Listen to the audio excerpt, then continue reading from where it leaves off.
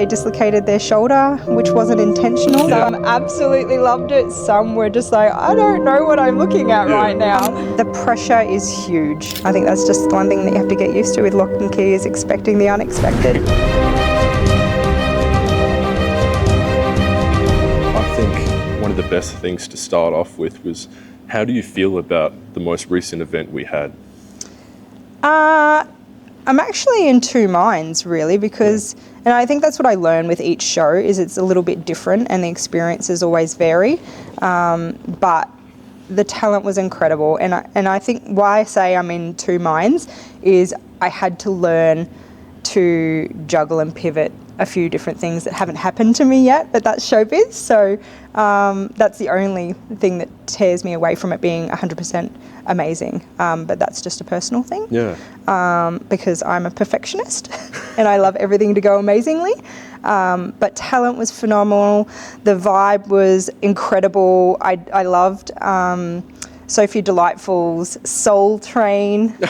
She got to come in on her roller skates, and I think the audience really loved just engaging with her and getting into the Soul Train and doing like a little cha-cha thing. I was surprised how many people jumped up and started joining in. I know, cool. It was so much fun, and I was like, oh my God, I don't know how this is going to work, because she's on skates and she's on carpet, but she nailed it. So I was so excited, and everybody loved it. So I think one of the things that I loved about her in particular is she just kept the vibe going all the way through. Absolutely. Sophie does such an incredible job with emceeing, and it's probably one of the hardest things to do, I think, from a talent's perspective, is when you walk into a room that is such as large as the Powerhouse, it can be very intimidating up on that stage. So that's when you know that you have some really incredible performers surrounding you, is they just take it in their stride and they really make it their own and deliver such an incredible experience, which is what our show nights are. Nice, nice. And one of the dying questions I had about the most recent Lok Kee night is, what was your favourite performance? I'm sure it must be hard to answer that question. It's so hard to answer that question because they all do such an amazing job. And I try not to have favourites, but it's kind of like being a mum. You always have a favourite. Yeah. I think from that night specifically, I literally have to go with Ariel Onyx. Her final act with Whiz Fizz was such a hoot. It was such a good play on acrobatics and comedy and lighthearted fun. So it was just a great way to finish the show, I think. And did you notice any sort of hiccups midway through or things like that? Yeah, unfortunately we did have a performer face a little mishap. They dislocated their shoulder, which wasn't intentional, but all of the performers, stage and tech, really just made it their own and got on with it. So I think there was a little bit of a glitch of people wondering what was going on, but it quickly moved on. Underground Toowoomba were phenomenal. They scooted in and made the moment theirs, then moving forward into their next act. So what impressed me is, like, he dislocated his shoulder, you know? It's like we go off stage, all that sort of thing. Absolutely. And then 15 minutes later, here he is juggling these bowling pins and playing with the hula hoop and all that sort of thing, just getting straight back into it. And I think that's the feedback that we got from the audience with Terry the Great, is he was such a trooper, and the fact that he did face that, still took it in his stride to move forward. He was okay, so he did continue to entertain the crowd and wow the crowd. And I think that's the one thing that they loved as well, is just having him move through the audience with his LED 10-pin juggling things. It was amazing. Everybody loved it, and he really had the ability to showcase what it is that he does. It was really cool, yeah. One thing I noticed in particular is, you know, we had the acts and we had, what was it? It was 3 acts of the night, and then we'd have intermissions in between. Why is it that you would do that? So typically, depending on how many performers I have as to how many acts we have with each set, but we try to keep the 3-set motion. So we have 1 set, intermission, 2nd set, intermission. That really allows people to obviously go to the bar and the bathroom if necessary, but for then our performers to come from backstage and mingle with our audiences. I think that's what sets us apart from everybody else, is they really have the opportunity to meet these incredible people that, you know, sometimes people think that it's stardom, and they're wowed, obviously, because they have incredible skill, but at the end of the day, they're just people too, and they have passions, and they love sharing that with everybody. So that's what we love delivering in our intermissions, is people having to have the ability to experience that and just meet them and realise that they're people too. Yeah, definitely. And what did your audience say mostly, or what were some common questions or perhaps things they had to say about the performance, perhaps maybe after it happened? I always get the comments of it's incredible, and I love that so much. But what I really love is when people take the time to really specify what they love the most. And I feel like people just love engaging with the performers. They love the ability to dance with them and take photos to add to their social media, because that's the world we live in these days, right? It's all about the social media platform, and the fact that you get to share that moment as a memory moving forward is probably one of the things I love the most. And I think that's typically the most feedback I get, is that people just love the ability to be able to do that. Yeah. And how important is a relationship with your audience for you personally? 100%. And I think that's probably why I put myself as a bit of a perfectionist, is at the end of the day, they are the ticket buyers. So it is really important for me to know that I'm delivering quality, and sometimes that's stressful because I set the bar so high for myself that I try to just breathe a little bit. But I think that's probably one of the most important things, is just making sure that I deliver quality time and again. Yeah, definitely. I even noticed with one person in particular, she was just sitting over here, and you gave her one of your shirts or something like that. I recorded that. And I think, like, again, the relationship building is really crucial, and I really like to take the time to just give little things where I can back to my audience members. So this particular couple have been making the Lok Kee show nights their date night religiously since they came across us, which was almost from the very beginning. They've bought VIP tickets every show, and it was our way to just go, thank you very much for being that loyal to us. It means the world to us that somebody would support what we are trying to deliver and grow in Toowoomba. So she's the first of the general public to have our merch line that we're working on in the background. That's cool, isn't it? Yeah, I think it's just those little things that mean a lot to people, is to be able to, whether it's they're the first or it's just a simple thank you. Yeah. And you mentioned before about how you feel some pressure about delivering such a high quality service or product. What kind of pressure do you feel? Obviously, you're changing people's lives in the fact that this is the only kind of thing that's happening in Toowoomba. There's nothing else like it. The pressure is huge. With building anything, even like in business, it typically comes down to me. So finding people to help me build Lok Kee and what it is, it has been the hardest, especially considering the budget isn't always the greatest. But trying to find like-minded people that are willing to help grow this to what we envision it to be is quite stressful, from the day-to-day runnings of getting tickets live, getting the graphics organised, email outs, marketing, to engaging with our audiences, creating the events. So there's a lot in the background that typically people don't see on the day-to-day stuff. That it does get quite stressful when you throw into normal life and day job and that sort of stuff. But I really believe that this is needed in Toowoomba, and I have such a huge passion for people's experiences and enjoying life and experiencing incredible art forms, which is why we deliver a variety showcase. And what is it that makes it all for you?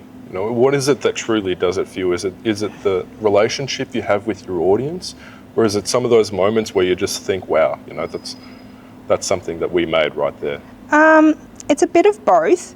I'd say probably 80-20. The wow on the stage is definitely a really like proud moment of Yeah. like, yep, we've created that. That's incredible. But I get to see a lot of that stuff behind the scenes, so I already know what a lot of the acts are going to be. Like, yes, it's fabulous and amazing to see it on the stage with the incredible sound of the powerhouse and the lighting. Yeah. And it just be that final product. It's definitely a proud moment. But for me, the one thing I enjoy the most about Lok Kee is when I can just, the doors have closed, everybody is seated, and I can step back and just see everybody in their element, really relaxing and settling into absorbing what they're about to experience on stage. For me, people's moments together and bringing them together is really what I enjoy the most. Yeah. Is just seeing that, taking it all in and going, wow, they're here, they support it. I just think it's hard to put into words, I think, when somebody really appreciates what it is that you're trying to create. So for me, that's what I enjoy the most, is just people's moments and experiences. Seeing them in the crowd and talking and mingling. And I think the one thing that I love the most, though, is when I typically get a new audience member and just the level of blown away that they get, or that instant wow or shock factor, which quickly changes into, like, it's such a ride. It's such an emotional ride because every act is different. There's no one thing that people can expect. I think that's just the one thing that you have to get used to with Lok Kee, is expecting the unexpected. Expect the unexpected. Absolutely. Any stories in particular, you know, maybe not even funny stories, something that may have a bit of a twist similar to what we were talking about before? Something awkward or some wow moments, perhaps? Like, I think the funny side to this particular moment that I loved the most is sometimes some of the things that we do deliver in act-wise is, some people may find it controversial, but I still feel it's art and it still delivers a message. And it's just creativity and beauty and people seeing different things. And that's what the best part about Lok Kee is it quickly moves on. So if there is something that you're probably not necessarily enjoying the most, is it will move on to something that probably will capture your liking. But this one particular moment was, we had this incredible performer. Their name is Charlie Love, and they are a male pole dancer. So I love pole, and to see a fully grown man turn such an incredible female-orientated sport or art form into what he delivers is amazing. So he did this one act, and it was for our variety fair, I believe, last year act. So it was very much around Carnival of Flowers, and he came out dressed as a bumblebee and was twerking to I'm a bee, I'm a bee. It was just one of those moments there you're not expecting to see a 6-foot man in 6-inch stiletto heels twerking on stage in a bumblebee outfit. It was just one of the most funny moments. People were not, and I think that's probably what made it even funnier. Is the audience reactions were very would you say mixed? Chalk and cheese, very mixed. Some absolutely loved it. Some were just like, I don't know what I'm looking at right now. But overall, when Charlie had finished delivering his act, it was an upstanding ovation. People loved it. They were clapping. And that's what I love about Lok Kee and delivering the acts that we do, is even though it might be diverse or a little bit different, is there's beauty in everything, and seeing the true strength that it takes for a pole performer to deliver what they deliver is just something to be witnessed. So if you haven't already, make the next showcase. Definitely. And I could just imagine the expression on the audience already. Wow. It was great. It was great. I wish I had invested a little bit more in actually camera footage, because capturing that would have been priceless. And on the topic of controversy, especially in Toowoomba, when I first experienced something like this, I didn't know what to think. I'm thinking, all right, ladies on poles and all that. And you start to think, all right, well, this kind of seems sexual in a way. But by the time I finished it, it wasn't that at all. Absolutely, and I think that's the biggest misconception that we combat or fight every day. Yeah. Is people are quick to judge naturally, but I think that's also a testament to us and what we're doing and trying to deliver the message clearly as to what exactly it is that we do. And I feel like if we can get better at doing that, people will understand what it is that we do deliver, and that is live entertainment that is so varied and so diverse that no one showcase will ever be the same. And I think it's just learning different aspects have more depth and meaning to them. Like when people say pole, obviously it's such a historic art form, and then people typically have an idea in their mind of what that actually is. They think, oh, pole dancers, etc. And if we were to break it down further, how do you break the norm in between that? And how do you walk the fine line between entertainment and then adult sexual style entertainment? And I think that's the biggest difference that Lok Kee does deliver, especially in the sense of art form, is pole is quickly gaining a new definition in the world, and it is quickly becoming art. So learning that we aren't adult entertainment in the lines of pole dancers down that line. Not that there's anything against that. They are incredible human beings, but we deliver a more artistic, choreographed version of pole, which highlights strength, creativity, and the ability to tell a story. And I think that's the huge difference between Lok Kee and I guess essentially a pole venue. Yeah, like even in my experience, I went into it thinking, okay, at the start, but then by halfway through it, I'm thinking, holy shit, this is fucking cool. And it's exactly the same with all forms of art that we bring. Like some people have in their mind, if you drop burlesque, for instance, what does define burlesque? And obviously burlesque, its history is stripping. Back in the early 1900s, that's essentially what it was. But we are now in the 20th century where people are turning this incredible art form into exactly that, something beautiful to watch that could be so diverse. It could be funny, it could be beautiful in the sense of very historic and vintage, it could be pop iconic. And that's what I love about all these art forms that are coming through, is that the performers have the ability to put their own spin on it and really deliver and create something unique. Have you ever had an experience with a particular audience member going into it, unconvinced, if you will, and then by the end of it, their perspective has completely changed? Oh, absolutely. And I want to put this down to one of our comedians. No, they're not comedic. I want to put it down to one of our MCs that we have had quite a few times. Their name is Selma Soul. The most interesting, unique human being I have ever met and love dearly. They are a unique, creative human being, and the way they MC is so different to even other MCs that I have had.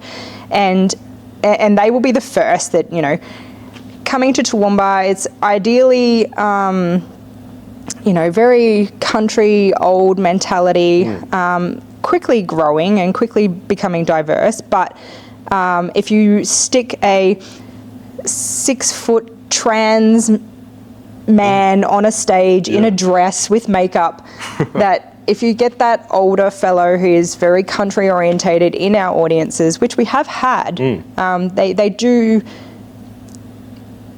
somewhat find it confronting. But that's where I take my hat off to Selma, is they quickly identify that themselves and go, okay, this particular audience member isn't necessarily comfortable just yet. Engage the audience, and literally by the end of that show, this particular person was so in love with Selma as a human being, and just that they were funny and engaging and, sitting on each other's laps and having conversations. It's just nice to see people realise that we are a community Yeah. and that we can connect on so many different forms and different ways. And if anybody ever was uncomfortable, all of our performers are completely professional and are happy to take that on board and will distance themselves. And that's what the brilliant part about Lok Kee is everybody has the unique ability to be themselves, and where they're comfortable is where they're comfortable, and everybody is respected. Yeah. What a difficult skill it must be to kind of cooperate with someone who's put up a wall in between you and themselves. Oh, absolutely. And I think it's one of the hardest things to probably combat as a professional, is to go, okay, how can I work with this audience? And that's why I take my hat off to all of our MCs. I feel like it's probably one of the hardest jobs to ever do, because when you're in a venue like this, it's so vast and you have to try and engage in a way that brings the audience in and captivate them. That it's not just working a small room of, say, 50 odd people. You could potentially 200 plus people. And that is a huge skill set to have, is just to be able to gauge and work with people, especially when they put that initial block up of going, okay, how can we work through this, if there is a possibility to do that, and then progress. Yeah. As a newcomer to Lok Kee myself, it was such a completely different experience than what you would see everywhere else. Although, from my perspective and other younger people's perspective, if you will, they think, well, why should I go out? I should drive out, I should pay for a ticket, I should sit down in a chair, and I should watch entertainment on a stage. Why should I do that when I can just watch it on a screen? And that first perspective, it's easy to think that. But after you feel theatre and live entertainment for the first time, or even live music, you think, okay, there is a vast difference between these two.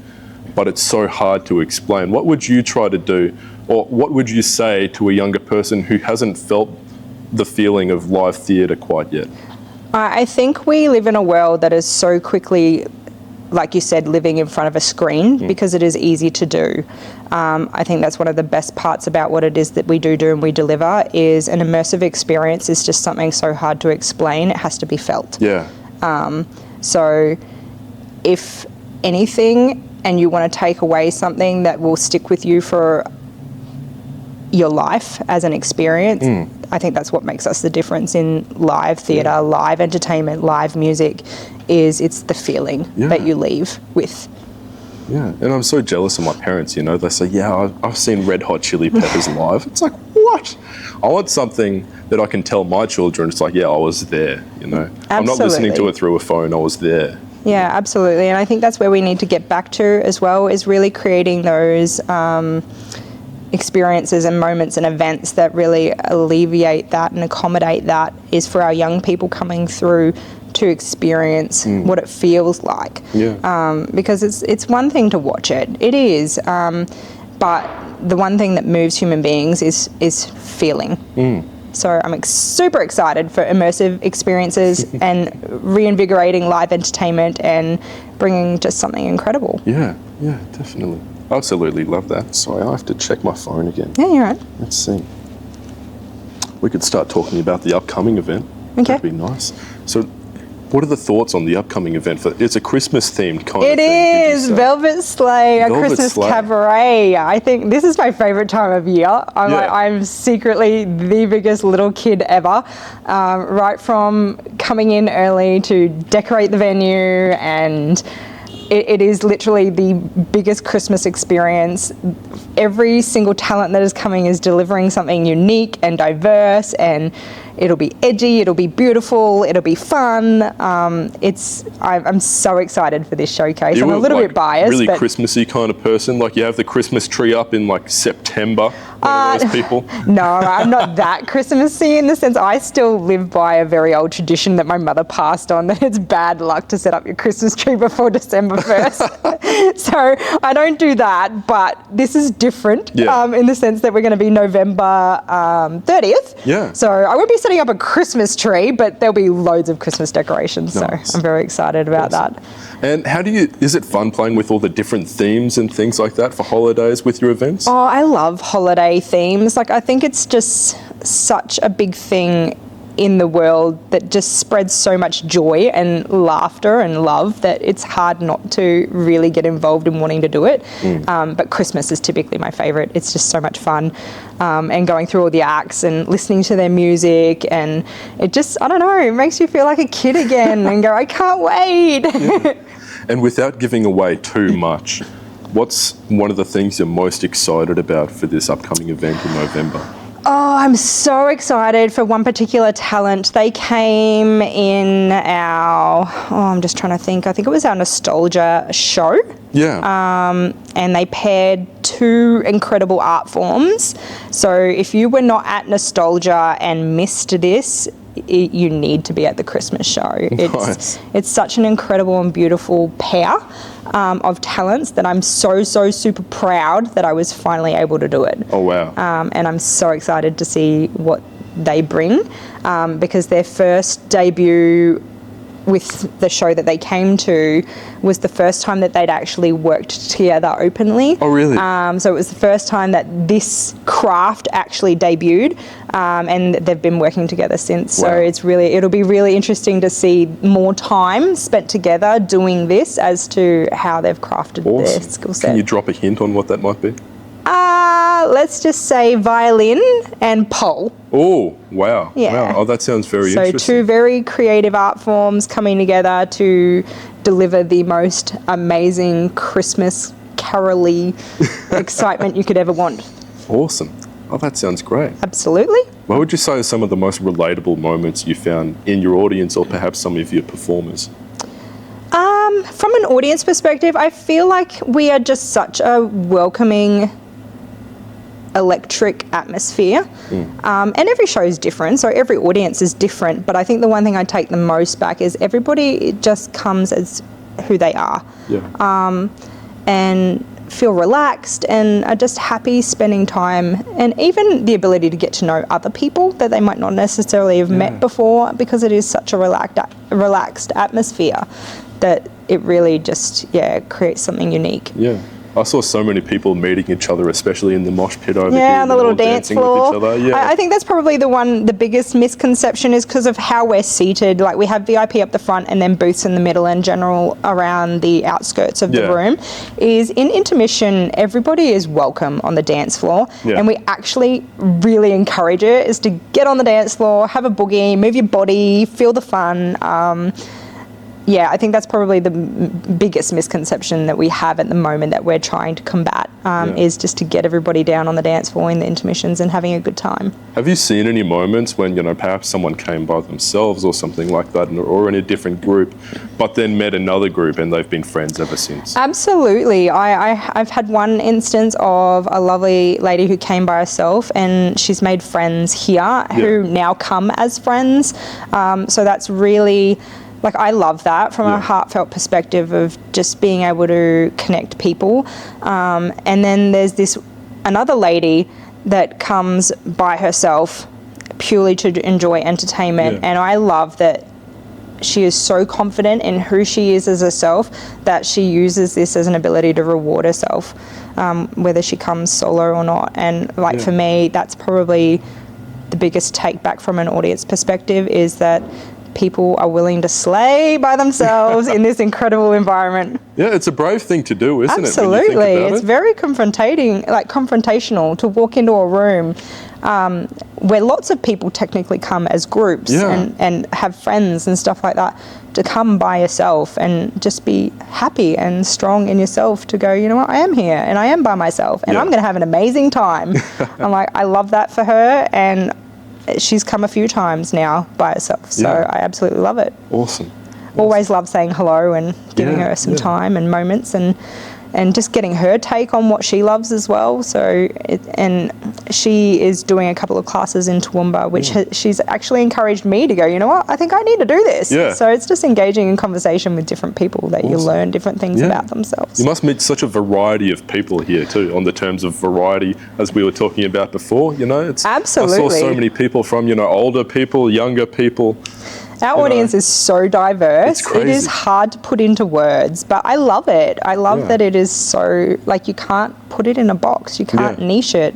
I love that we have 60, 65-year-olds in our crowd. I love that we have 18-year-olds in our crowd, and all of in between. So you really can't nail it down to just one age demographic. But that's, I think, the highlight to what it is that we do, and probably something that I would like to high five myself on is that we've created a really great space for people to just feel safe and welcoming and to enjoy themselves. It's good, isn't it? And in saying that, where are you trying to take Lok Kee over the next 2 years, perhaps?